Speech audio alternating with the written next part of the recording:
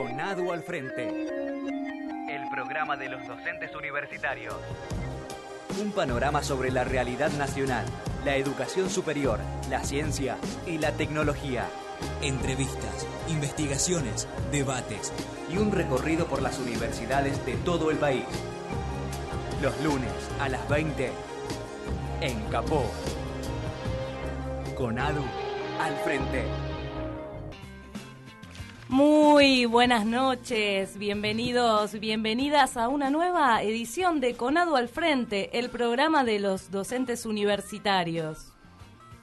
Nos encontramos aquí en Radio Caput como todos los lunes de 20 a 21 horas para dar un panorama sobre la realidad nacional y universitaria. Vamos a tener en el día de hoy entrevistas, vamos a hablar sobre las investigaciones y hacer un recorrido por toda la situación de las universidades a lo largo y a lo ancho de nuestro país. Recordamos a nuestras y nuestros oyentes que pueden comunicarse con nosotros a través de nuestras redes sociales, en Facebook, CONADU, en Twitter, @prensaconadu, y nos pueden también enviar un mensaje de WhatsApp o de audio al 1165164446. Nos encontramos en el piso con nuestro operador, Luis Javier. Bienvenido, Luis. Y con nuestro secretario de prensa, el señor Pablo Macía. Buenas noches, Pablo. ¿Qué tal? ¿Cómo andás, Eli? Mi nombre, Elizabeth Vega, para todos y todas, aquí a disposición, el equipo de prensa. Qué grande, qué grande. Muy bien. Vamos a recordar a los oyentes del otro lado que nos escuchan, como siempre, como todas las semanas, desde la radio de la Universidad Nacional de Tierra del Fuego. Allí nos pueden oír todos los martes por la FM 106.9 o por la web en http://www.untdf.edu.ar, radio en vivo. Desde la radio de la Universidad Nacional de Santiago del Estero en el 92.9 o también a través de la web www.radiouniversidad.unce.edu.ar. Se suma también la radio UNDAB de la Universidad Nacional de Avellaneda los martes de 18 a 19 horas en el 90.3 o a través de la web de la radio. Se incorpora también la Radio Universidad de San Juan todos los sábados en el dial FM 93.1 y por la web. Además, el programa se puede descargar desde el sitio web de ARUNA, la Asociación de Radiodifusoras Universitarias Nacionales Argentinas. ¡Qué maravilla! ¡Qué federación! www.aruna.edu.ar. Bueno, Pablo, tuvimos una semana con movilizaciones, como todas las semanas, con mucha situación en lo social. En el día de hoy un conflicto con los docentes de también los otros niveles educativos. Así que, bueno, seguramente nos vas a comentar un poco sobre eso. Bueno, primero que nada, Eli, agradecerte que estés acá también, haciendo la locución. Le mandamos un beso muy grande a Virginia, ella hoy no pudo venir. Y hoy también es el cumpleaños de otro compañero colaborador, Cristian Dodaro, así que bueno, les mandamos un saludo grande a todos ellos, pero la verdad que está muy bueno compartir con vos este espacio, y como vos bien decías, venimos de una semana, la semana pasada también, con una movilización en repudio al decreto presidencial que allana el camino para que las Fuerzas Armadas vuelvan a intervenir en la seguridad interior de nuestro país, rompiendo un consenso democrático que todos los partidos políticos habían garantizado desde el retorno de la democracia en 1983, que era la no injerencia, ¿no? Leyes que plantearan la no injerencia de las Fuerzas Armadas en los asuntos internos, ¿no? Digo, por nuestra tradición, con lo que ha pasado en nuestro país a través de la última dictadura militar, el genocidio, ningún gobierno se atrevió a aplicar esta medida, que es ilegal e inconstitucional, porque por un decreto no se puede eliminar una serie de leyes que están vigentes desde, como te decía antes, desde todo el periodo democrático que vivimos desde el 83. Digo, estas acciones tienen que ver también con un gobierno muy deslegitimado, con más allá de la situación social a la que después nos vamos a referir, también quisieron sacar de escena una situación que los está empezando a tocar, que tienen que ver con los aportantes truchos, ¿no? Que la gobernadora Vidal, y ahora también se está demostrando que en la ciudad de Buenos Aires también operaban de la misma manera. Triangulación también con el tema aportantes. Exactamente, ¿no? Cómo a veces este gobierno tira iniciativas por derecha para tratar de correr el eje de la agenda en los reclamos que todos los días los trabajadores realizamos y la comunidad en general a partir de sus políticas públicas, ¿no? Que lesionan gravemente a toda la comunidad, ¿no? Pero, me parece que la marcha fue muy contundente, los organismos de derechos humanos fueron muy claros en que no vamos a aceptar nuevamente la injerencia de las Fuerzas Armadas dentro de las cuestiones vinculadas a nuestra situación interior. Y también, en esa misma línea, me parece que en la línea de querer correr el eje sobre las cuestiones importantes que hemos vivido o que venimos viviendo en nuestro país, como por ejemplo la caída de la actividad económica, cayó un 5%, también esto fue la semana pasada, durante el mes de mayo. Entonces, hay una serie de cuestiones que el gobierno intenta tapar metiendo más medidas represivas, ¿no? O más medidas de ajuste, ¿no? Como son en muchos casos. En ese marco es que iniciamos esta semana donde estamos en las vísperas de no iniciar el segundo cuatrimestre si el gobierno no da respuestas a la situación salarial y presupuestaria que viven las universidades.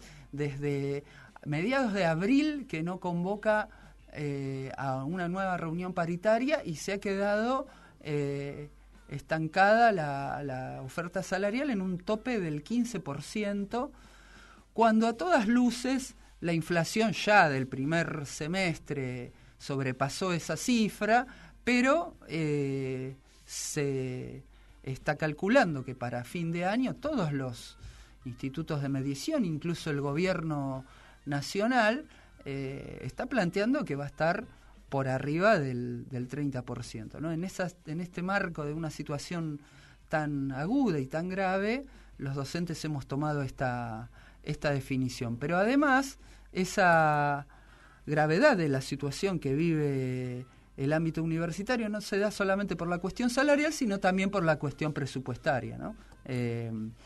Hace poco, ya hemos comentado en distintas emisiones, el informe del IEC, donde plantea un recorte de más de 1.000 millones de pesos en el primer semestre, una deuda a las universidades de 13.000 millones, pero además también la semana esta que pasó se suscitó un hecho que es el repudio de los rectores que fueron a hablar con el jefe de gabinete, Marcos Peña, para plantearles la situación presupuestaria y salarial, y desde hace un buen tiempo que no les ha dado ningún tipo de respuesta. Entonces los rectores han realizado 2 cartas planteando estas 2 situaciones, porque la verdad que no encuentran solución. Entonces, estamos atravesando una crisis muy importante que hace que muchas universidades vean peligrar la posibilidad de llegar a fin de año, ¿no? Pagando todos, haciéndose cargo de todos los compromisos que tienen, ¿no? En términos salariales y en términos también de gastos de funcionamiento, proveedores, reposición de insumos y una serie de cuestiones. Así que estamos en un momento muy crítico. Esperamos que el gobierno, no sé si lo esperamos, la verdad que están siendo muy intransigentes en la negociación, pero consideramos que el gobierno tiene que resolver el problema otorgando una oferta salarial y una propuesta realmente digna para los trabajadores y aumentando sustancialmente el presupuesto para las universidades. Todo este esquema en el marco en el cual se siguen fugando, en este caso 51.000 millones de dólares, ¿no? Que me parece que ahí es la cuestión, ¿no? Esta vuelta al Fondo Monetario Internacional tiene que ver con eso, ¿no? Exactamente, lo habíamos planteado en otra emisión también. En una semana el gobierno nacional, en 5 días de rondas de lo que es las compras de dólares, digamos, el mercado cambiario gastó 5.000 millones de dólares, que en ese momento a $1.20 era más que todo el presupuesto universitario. Al precio de hoy del dólar es directamente un 50, 70, 60% más de lo que se le otorga a las universidades, ¿no? Realmente estamos en una situación muy crítica donde no hay una voluntad del gobierno de destinar los recursos a la educación superior, a la salud, al trabajo. Y a reactivar también la economía, ¿no? No hay una decisión de reactivar la economía, de reactivar el consumo, sino que está esa decisión de seguir con esta estanflación, de seguir con la economía de esta manera, donde en el medio también hay compañeras y compañeros despedidos y despedidas, lo cual también es muy grave. La situación se torna cada vez más crítica. Claramente. En lo social. Claramente. Este modelo de ajuste recesivo tiene muy pocos ganadores que se llevan muchísimo dinero, que son los especuladores financieros, los que especulan con el dólar y los que fugan dólares, y tienen la gran mayoría de los argentinos en situación de peora salarial, perjudica, digamos, este modelo perjudica a la gran mayoría de nuestro pueblo. Así que nosotros vamos a estar peleando muy fuertemente. La semana que viene no iniciamos las clases si no hay una oferta superadora. Bueno, y como para también cerrar este primer bloque, Pablo, también te quiero contar, vamos a darle una buena noticia a nuestras y nuestros oyentes que se encuentran allí del otro lado como cada lunes. Contarles que el día viernes de la semana pasada tuvimos la noticia de un nuevo disco de un gran cantante, un ícono del rock nacional, como es el Indio Solari con su nuevo disco, y por eso en el día de hoy vamos a entonces estar homenajeando ese nuevo disco, escuchando un poco de sus nuevos temas, porque como decía Arturo Jaureche, no podemos militar desde la tristeza y tenemos que continuar con la militancia desde la alegría, ¿no? Así que te propongo que escuchemos este primer tema. El Ruiseñor, el amor y la muerte. Maravilloso. Por el Indio Solari. Pero bueno, para seguir profundizando en lo que estábamos comentando en tu editorial, Pablo, tenemos en línea al secretario general de la CONADU, Carlos De Feo. Buenas noches. Buenas noches, ¿cómo están? ¿Cómo le va? Bien, bien. ¿Sabés, Carlos, quién está conduciendo? ¿Quién te habla? Esta voz maravillosa. Sí. Espero que tengan incorporado una nueva persona ahí. Soy como el Joker comodín, Carlos, estamos en todos lados, ¿viste? Me parece muy bien, me parece muy bien. Bueno, Carlos, estábamos comentando un poco cómo se está profundizando la situación en todos los sectores educativos y, bueno, cómo nos impacta en cuanto a las universidades en particular, ¿no? Sí, bueno, la universidad como parte del Estado está sufriendo el ajuste que están sufriendo hoy otros sectores, ¿no? Con las mismas situaciones de ajuste, con la precarización, con atraso salarial, con falta de recursos, con ajuste presupuestario y una creciente incapacidad para seguir funcionando.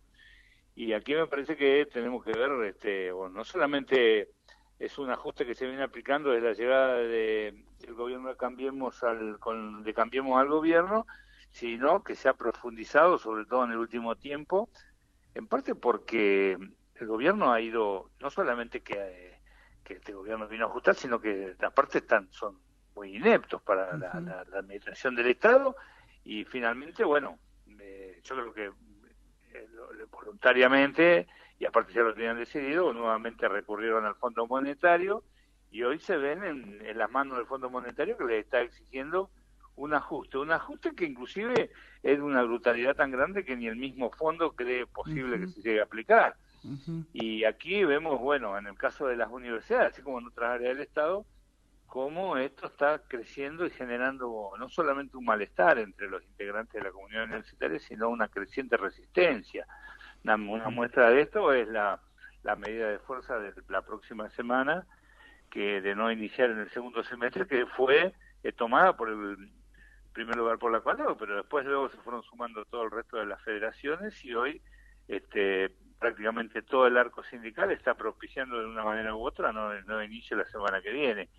Y con apoyo de las agrupaciones estudiantiles, y en el marco de un creciente malestar de las autoridades de las universidades, en el caso de los sindicatos, por la cuestión paritaria, y que es un emergente de una situación presupuestaria muy grave que los rectores están manifestando, ¿no? De que ya no llegan, aquellas universidades grandes con un poco más de espalda pueden hacerlo, pero las pequeñas ya no llegan, de continuar con esta situación no van a llegar inclusive a poder terminar el año en condiciones, ¿no? Así que una situación muy muy grave, y que me parece que bueno, que el gobierno va a tener que enfrentar. Creo que va a tener que sentarse en una paritaria, poder empezar a discutir salario, pero también sentarse a la hora de evaluar qué presupuesto universitario van a aplicar, empezar a pensar que no pueden profundizar el ajuste, porque el ajuste implica un perjuicio a la educación superior, que yo creo que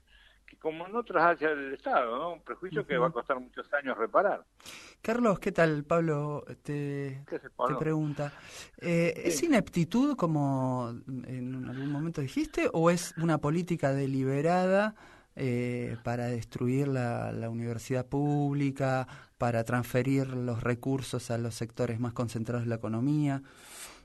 ¿Cómo lo ves?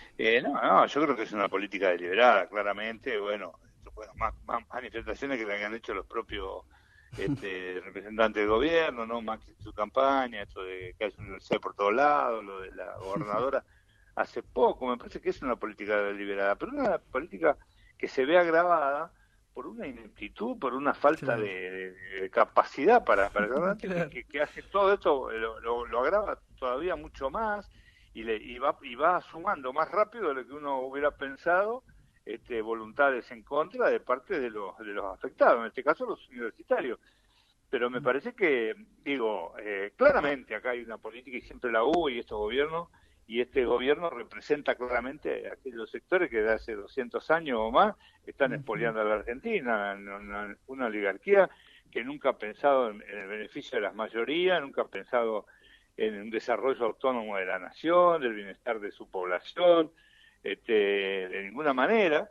Y hoy han llegado al gobierno, pero estos son peores que otros. Estos son ineptos, incapaces. Uno lo escucha hablar, los ve, digamos, una corrida cambiaria que jamás en la historia. La Argentina tiene corrida cambiaria como para mostrar, ¿no? Claro.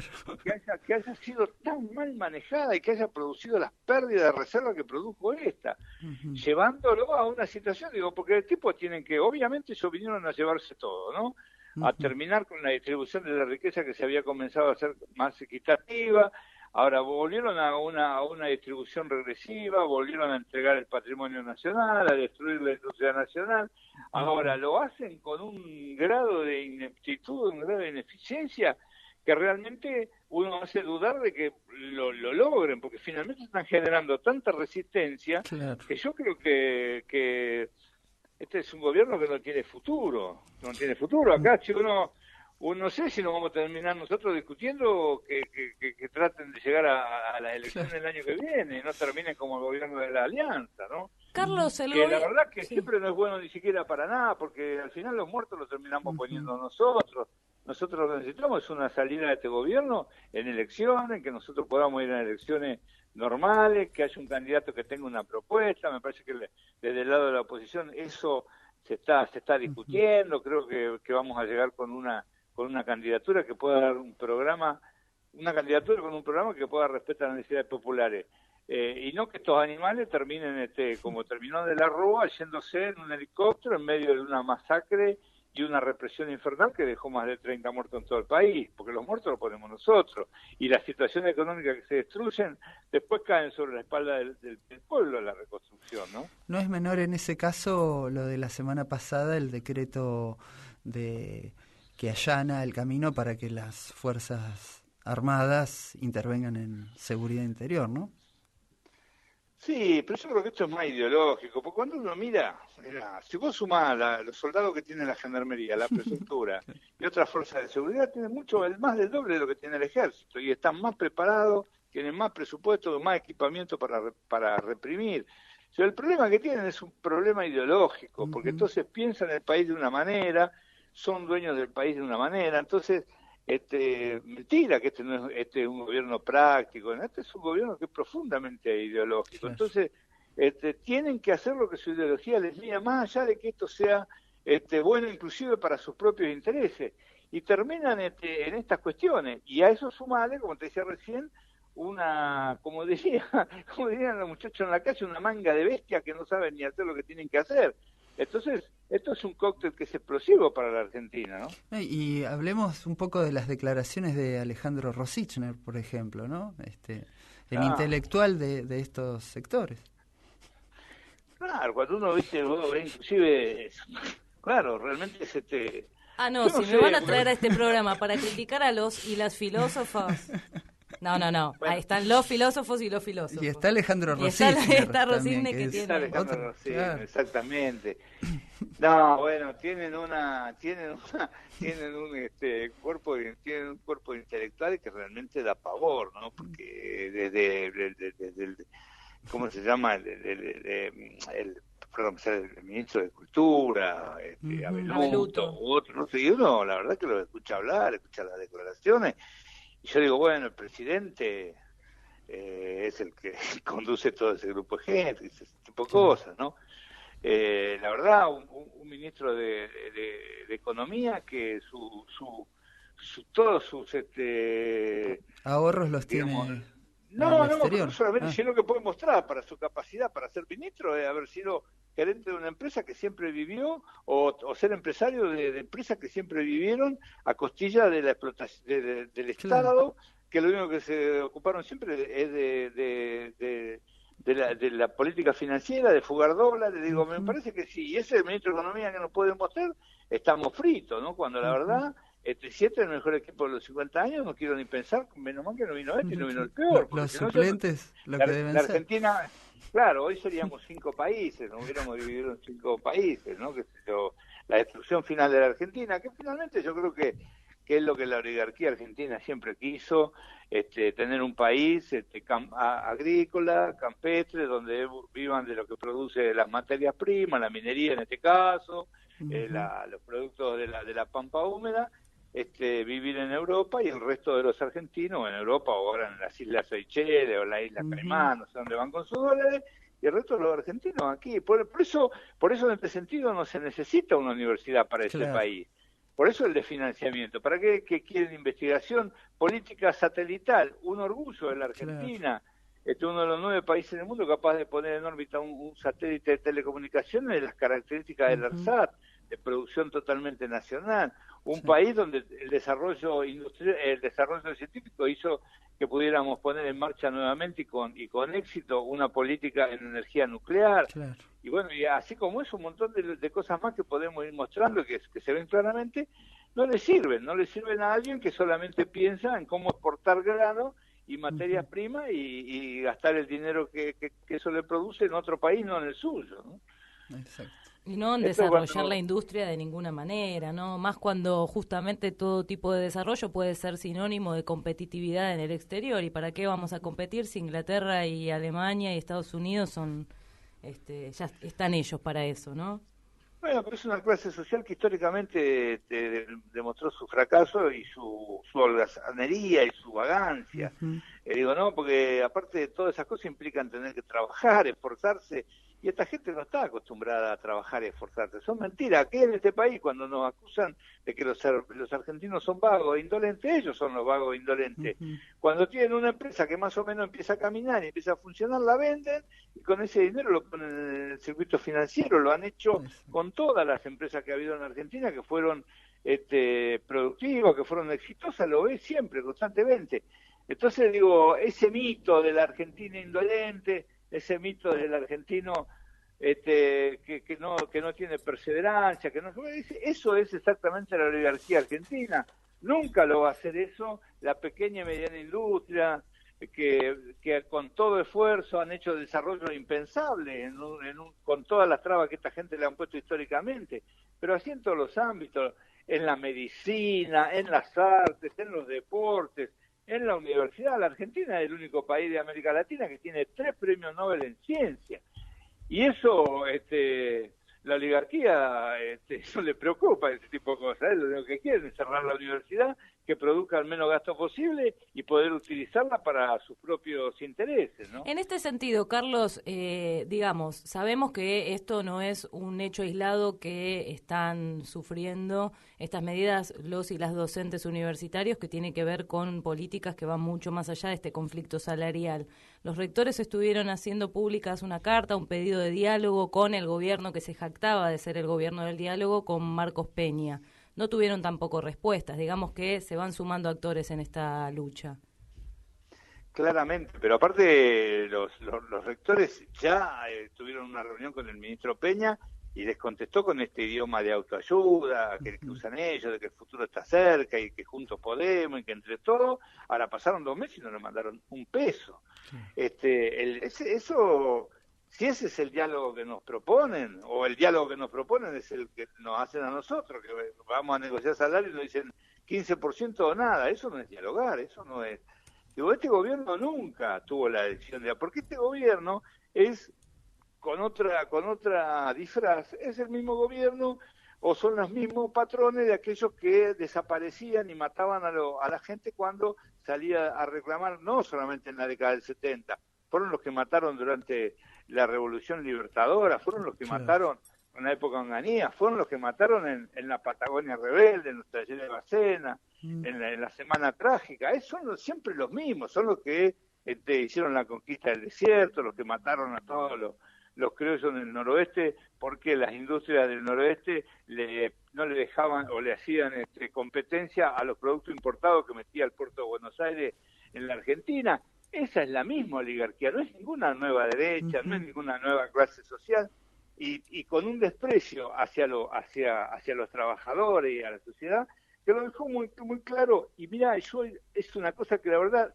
deberíamos estar poniéndolo todos los días para verlo, que es la declaración de González Fraga cuando dijo, creían que un empleado con un salario medio podía comprarse un teléfono celular, podía comprarse un auto y hacer un viaje cada tanto.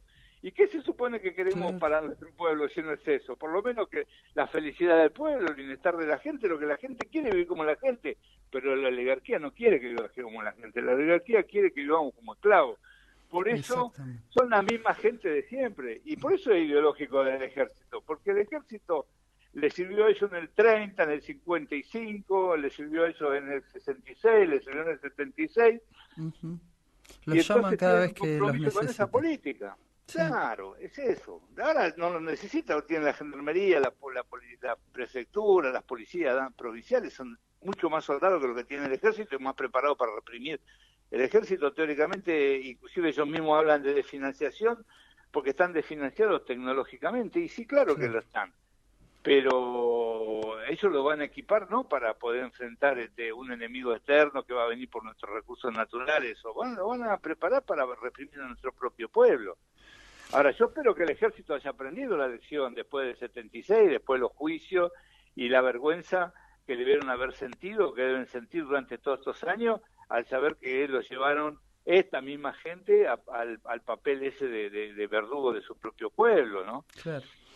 Carlos, te agradecemos mucho, te vamos a seguir convocando la semana que viene, ya vamos a estar en pleno no inicio con las acciones, así que vamos a estar ahí en contacto.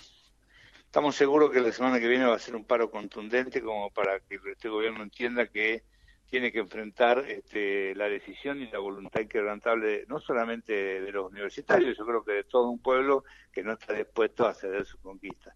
Así que me parece que finalmente tenemos que hacerlo entender que tienen que sentarse y que esa política no va a andar porque la resistencia no lo va a permitir. Así que bueno, esperemos que la semana que viene este programa esté anunciando un contundente paro de los docentes universitarios en nuestro país. Así que muchas gracias, Pablo. No, gracias a vos, Carlos, y claro que va a ser así. Muchas gracias, claro. Chao, Carlos. Eli. Chao, Eli. Hasta luego. Hablábamos entonces con Carlos De Feo, secretario general de la CONADU, para que justamente quién mejor que él nos puede ilustrar y desarrollar la situación que estamos viviendo dentro de las universidades públicas argentinas. Vamos a escuchar otro tema, Pablo, ¿te parece? Claro que sí. Vamos con el martillo de las brujas, Maleus Maleficarum. En ese sentido, vamos a continuar hablando de lo que estábamos tratando, que es justamente la crisis en la educación universitaria, pero también en todos los niveles, como comentabas, Pablo, en tu editorial. En el día de hoy, en el día de mañana, unas medidas de fuerza convocadas por la CETERA a nivel nacional, en las cuales sindicatos como SUTEBA, entre otros, asociaciones y gremios de base, por supuesto que han respondido con lo que le mandaba su gremio, ¿no? Para hablarnos de ello y para profundizar sobre el tema, tenemos en línea a Silvia Mazán, que es la secretaria general adjunta de SUTEBA. Silvia, ¿estás del otro lado? Hola, buenas noches. Gracias por la comunicación. Silvia, gracias a vos. Elizabeth Vega te saluda. Nos encontramos con Pablo Macías, secretario de prensa de la CONADU. ¿Qué tal, Silvia? ¿Cómo te va? Hola, Pablito, ¿cómo estás? Bien, ¿Cómo bien. te va? Bueno, Silvia, hoy una contundente adhesión a la primera jornada de paro en la provincia de Buenos Aires, ¿no? ¿Nos podés comentar un poco cómo vino y bueno, las intimidaciones que intentó generar el gobierno de la provincia para que esto no se produzca, ¿no? Bueno, estamos en la primera jornada de las 48 horas del Bucha, de la CETERA. Son esta acción nacional que tiene distintas modalidades en cada una de las jurisdicciones. En 6 jurisdicciones es con paro. Este es el caso de la provincia de Buenos Aires. Que, como bien vos decías, pese a los intentos de disciplinamiento, de hostigamiento, incluso auditorías del Ministerio de Trabajo que no concurren a ver las condiciones laborales, sí, pero sí intentaron ir a relevar la situación en relación a las medidas de fuerza. Y bueno, con lo que se encontraron es con una lesión altísima en la provincia de Buenos Aires, porque los docentes estamos demandando, junto con otros trabajadores del país, la complementariedad en la responsabilidad como garante de la educación, tanto del gobierno nacional como del gobierno de los gobiernos provinciales, ¿no? Hoy hay un proceso de un fuerte ajuste que se expresa en distintas áreas como salud, la justicia, políticas sociales, y en particular nosotros lo estamos viendo en educación, un Estado nacional ausente, un Ministerio de Educación ausente a la hora de resolver cada uno de los conflictos que devienen de una política económica que avanza ajustando recursos que tienen que garantizar derechos, ¿no? En ese sentido, el Estado Nacional, bueno, ha eliminado, ¿no?, la paritaria nacional, y esto insume también un claro desfinanciamiento de parte del Estado Nacional en la responsabilidad de garantizar la educación, ¿no?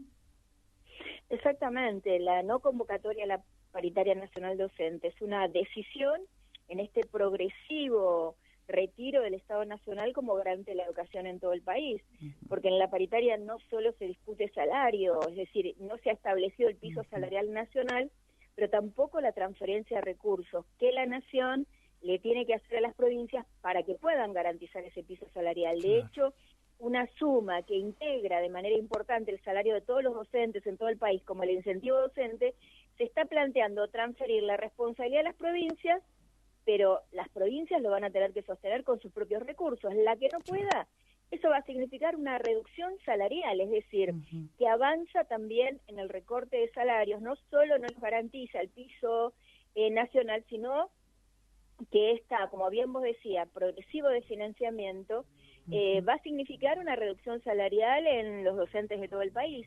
Pero además de lo que tiene que ver, digamos, con el salario, para nosotros es muy importante hacer visible que en las paritarias nacionales y en las paritarias provinciales llevamos una agenda que tiene que ver con la demanda de políticas públicas y presupuesto para garantizar el derecho a la educación de niños, jóvenes y adultos, pero también para garantizar los derechos de los docentes que tienen que ver con las condiciones laborales, ¿no?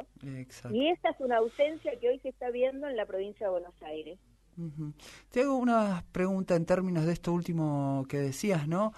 ¿Cuáles son los principales reclamos en términos de infraestructura, comedores y también algunos espacios donde han avanzado, ¿no? Como pueden ser las escuelas técnicas, los equipos de orientación? ¿Cómo viene todo eso? En provincia de Buenos Aires también hay una armonía en términos de decisión política de avanzar recortando recursos para educación. Y lo vemos tanto en las condiciones materiales, como puede ser la precariedad de muchos edificios escolares, como bien vos decías también, decisiones políticas respecto, por ejemplo, del recorte de 1.400 horas cátedras, que van a significar pérdida de puestos de trabajo, pero también un deterioro de la calidad de la educación técnica. Claro. La educación técnica siempre está relacionada con una decisión de un modelo de país o de un modelo productivo en una provincia. Hoy vemos que vamos en un proceso de desindustrialización, donde lo que crece es la importación, en consecuencia se desfinancia la educación técnica. Esto es parte de ese proyecto, lo mismo lo que acontece con los centros de formación profesional que se trasladan de educación al Ministerio de Trabajo. Claro. Y en relación a los equipos de orientación escolar también es ajuste, porque en tiempos de tantas complejidades y tantas situaciones de conflicto que hoy se dan en nuestras comunidades educativas, de falta de políticas públicas, donde la escuela se ha transformado en un referente para las comunidades que vienen en la búsqueda que los vinculemos con alguna política pública que le garantice derechos esenciales. El trabajo de los equipos de orientación escolar es fundamental y nosotros demandábamos que hubiera uno por escuela.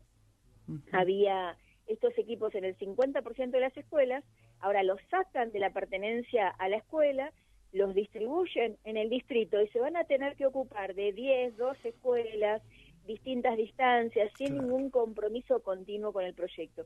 Eso es precarización laboral, pero también salarial, ¿no? En ese sentido, digamos, es que nosotros, por supuesto, estamos denunciando, ¿no?, estas consecuencias de esta decisión política del gobierno de la provincia de Buenos Aires, de la gobernadora Vidal. Es curioso cómo a veces hablan de la calidad educativa, pero en realidad, sí, de la calidad educativa, pero en realidad recortan todos los espacios que permiten brindarla, ¿no? ¿Cómo viene también el tema de la formación, ¿no?, docente, que es otro derecho de los trabajadores? Ahí también hay un incumplimiento respecto a un acuerdo paritario que establecía un programa nacional a desarrollarse en servicio, con puntaje. Además eran espacios con una muy importante calidad por los docentes, por los profesores, por los proyectos, y eso se está desmantelando e incumpliendo, ¿no? Incluso se han suspendido jornadas institucionales, no se provee de estos materiales a los docentes, es decir, se nos demanda fundamentalmente generar, acrecentar o modificar nuestra cualificación académica, pero se nos retasean todos aquellos espacios en términos de derechos. Es parte, reitero, de una política que nosotros vinimos viendo en estos 3 últimos años, como se expresa en el presupuesto educativo de la provincia, ¿no? También en términos nacionales, pero en la provincia de Buenos Aires, en estos últimos 3 años, hay una reducción de 3 puntos porcentuales de la incidencia del presupuesto educativo en relación al presupuesto general. Estos 3 puntos porcentuales son aproximadamente 30.000 millones de pesos. Dividámoslo y calculemos comedor escolar, construcciones, cargos docentes, materiales didácticos, bibliotecas, libros, netbook, en todo lo que querramos, porque seguramente hay esto y mucho más en lo que podremos planificar estos recursos. ¿Qué es lo que crece en el presupuesto general de la provincia y reduce los presupuestos de las políticas públicas? La deuda. Claro. El endeudamiento continuo que viene teniendo el gobierno en la provincia de Buenos Aires, y ese endeudamiento se ha duplicado, más que duplicado, en estos últimos 3 años. La deuda crece y la deuda se contrae para pagar más deuda. En consecuencia, digo, este proceso es lo que nosotros queremos hacer visibles. No es que solamente está asociado a la ineficacia o a que desconocen la realidad de las escuelas de la provincia de Buenos Aires, que eso pasa, sino también a una decisión política de no invertir en educación, ¿no? Silvia, pareciera ser que hay otras prioridades por parte de la gobernación, ¿no? Como por ejemplo lo que tiene que ver con la publicidad, con lo que es los medios de propaganda, ¿no? Con la cuestión de lo que se destina a los medios de comunicación afines a este gobierno, ¿no? Sí. En verdad hay otras prioridades, eso se ve con claridad recorriendo muchas de las barriadas, no solo más humildes, sino de los sectores medios también en la provincia de Buenos Aires. Creo que son en general acciones mediáticas, se presenta una escena, pero detrás de esa escena no hay hechos concretos que transformen la vida cotidiana de las familias, de nuestros niños, de nuestras niñas. Y bueno, parte de lo que angustia, genera incertidumbre en los trabajadores de la educación, indigna, no es solo el destrato hacia nosotros, digamos, ¿no? En esto de que no se sabe cuánto se cobra, cómo se cobra, los descuentos, un salario que está muy por detrás de la carrera inflacionaria, sino también estas realidades que en verdad intentamos de alguna forma resolverlas, ver cómo podemos intervenir, de qué manera se puede seguir fraccionando en las viandas de los comedores escolares para que todos los que tienen alguna necesidad puedan estar ahí cubiertos. No podemos fraccionar más. Que los chicos que necesitan zapatillas y abrigos, de qué forma solidariamente las podemos conseguir, ya no podemos. Tenemos limitaciones, porque nosotros, el compromiso está, la solidaridad está, pero no alcanza solo con la voluntad de los docentes. Necesitamos un Estado presente garantizando derechos, ¿no? Falta la decisión política, ¿no? del gobierno. La última pregunta, Silvia, ¿cómo seguimos? Bueno, mañana hay una acción. ¿Cómo se va a hacer? Mañana a las 9:30 nos concentramos en el Congreso Nacional. Vamos a marchar hasta el Ministerio de Educación de la Nación y vamos a pasar en ese trayecto por la Casa de la Provincia de Buenos Aires. Vuelvo a reiterar, estamos demandando al Gobierno Nacional y al Gobierno de la Provincia de Buenos Aires que cumplan con sus responsabilidades constitucionales, que se implementen las leyes educativas que están vigentes de manera integral, y en ese sentido particularmente apelamos al Gobierno de la Provincia de Buenos Aires a que convoque al ámbito de la paritaria. Necesitamos, no solo los docentes, los estudiantes también, que en esa negociación, que en ese ámbito, no solo podamos avanzar en un salario digno, sino en condiciones dignas para enseñar, que son condiciones dignas para aprender. Entonces, apelamos a esa responsabilidad y que en todo caso menos discurso, menos escenas mediáticas y más hechos concretos para modificar esta cotidianeidad de las escuelas, y sin la presencia del Estado se va deteriorando día tras día, ¿no? Silvia, pero bueno, vamos a seguir dando la pelea. Muchísimas gracias, micrófono abierto en Conadu al frente para que continuar contándonos. Vamos a estar, por supuesto, acompañándolo siempre en esta lucha, que es nuestra lucha también. No, por supuesto, nos seguimos encontrando porque abrazamos de manera conjunta a esas comunidades que son las que tienen presencia fuerte en la escuela pública, pero también en la universidad pública, y es muy fuerte, digamos, el compromiso que tenemos en ese sentido, ¿no? Así que un abrazo para todos los compañeros, trabajadores de las universidades y trabajadoras de las universidades públicas, y como siempre, en la calle dando la pelea, y desde la escuela y la universidad también intentando poner en circulación aquellos conocimientos que son necesarios para transformar las realidades injustas, ¿no? Muchísimas gracias, Silvia. Gracias. Buenas noches. Gracias. Hablábamos con Silvia Amazán, secretaria general adjunta de SUTEBA. Bueno, ha llegado a su fin el programa. La verdad que grandes entrevistados y entrevistadas. tuvimos esta noche. No, maravillosos, muy claros los compañeros que han hablado. Y bueno, una lucha que vamos a seguir dando, digamos, donde nos estamos juntando, articulando los distintos sectores de la educación y bueno, con mucha fuerza siguiendo construyendo ese camino de unidad que permita que no retrocedamos en este derecho que tiene que ver con la educación pública, gratuita, la educación en todos los niveles, la educación superior. Y antes de terminar, me parecía importante también plantear que el miércoles vamos a estar en la movilización a un año de la desaparición de Santiago Maldonado. Así es. Donde, bueno, también exigimos junto con todos sus familiares que se sepa la verdad. Justicia, exactamente, porque los familiares han sufrido una gran muchos ataques por parte de los medios y del poder, cuando todos sabemos que un compañero en las causas en que se encontró y que falleció no fue sino fue por acción de las fuerzas represivas que entraron ilegalmente al lugar donde él estaba, ¿no? Entonces, digo, todo esto es lo que vamos a manifestar el primero junto con los familiares, ¿no? de Santiago. También, Pablo, les quiero mandar un saludo a Cristian Dodaro en su cumpleaños, a Virginia, que la esperamos acá, que bueno, ha sido con mucho cariño estar aquí también acompañando, y a Mariana Camacho y a todo el equipo de prensa de CONADU, que es muy grande y que por eso siempre estamos aquí presentes como todos los lunes. Así que bueno, nos vamos escuchando el último tema del Indio Solari, Stranger Danger. Nos encontramos el próximo lunes, 20 horas, por Radio Caput.